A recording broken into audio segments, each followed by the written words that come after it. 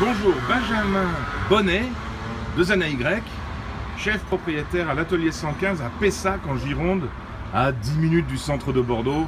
Et ça vaut le coup d'y venir, en particulier parce qu'il y a cette fantastique quenelle glacée condiment ou béarnaise qui a accompagné mon steak tartare. C'est fait comment ça, Benjamin Bonnet? Ouais, c'est une super recette, c'est une recette qui me permet de pouvoir travailler tout ce qui est salé, parce que c'est une recette qui me permet de ne pas pouvoir mettre beaucoup de sucre.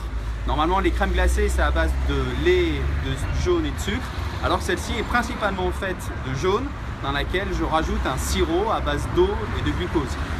Et du coup ça me permet aussi de pouvoir rajouter du vinaigre, que ce soit par justement là où il faut être malin, on rajoute le vinaigre des capres, le vinaigre des cornichons, et c'est comme ça qu'en plus on peut renforcer notre goût de condiment. Et pourquoi c'est vert?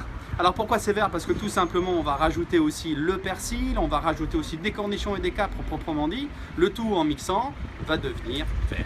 Oui, mais ça devient aussi de la glace. Comment ça devient de la glace? Alors moi j'utilise une machine qui s'appelle un Pacojet. Mais nous on n'en a pas, on a un mixeur. Alors vous avez un mixeur, alors le but du jeu, robot, voilà, donc c'est plusieurs jaunes, je sais pas, pour vous, vous allez faire une dizaine de jaunes, ouais, dans laquelle vous allez vous allez rajouter ce fameux sirop à base d'eau et de glucose, ouais, donc dans une proportion environ de 200 pour 200 centilitres, pour 200 grammes d'eau, vous allez avoir 50 grammes de glucose.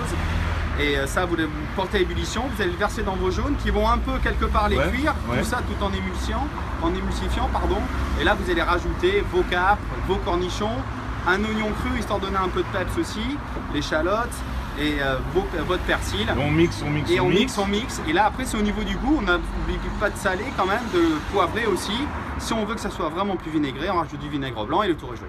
Et on met au frais. Alors vous mettez au congélateur et puis de temps en on temps, le bat. voilà, vous le remuez tranquillement. Et ça sort, voilà, et en incorporant de l'air, c'est comme ça que vous allez plus ou moins arriver à obtenir votre glace. Merci Benjamin Bonnet, Avec plaisir. dit le bavard.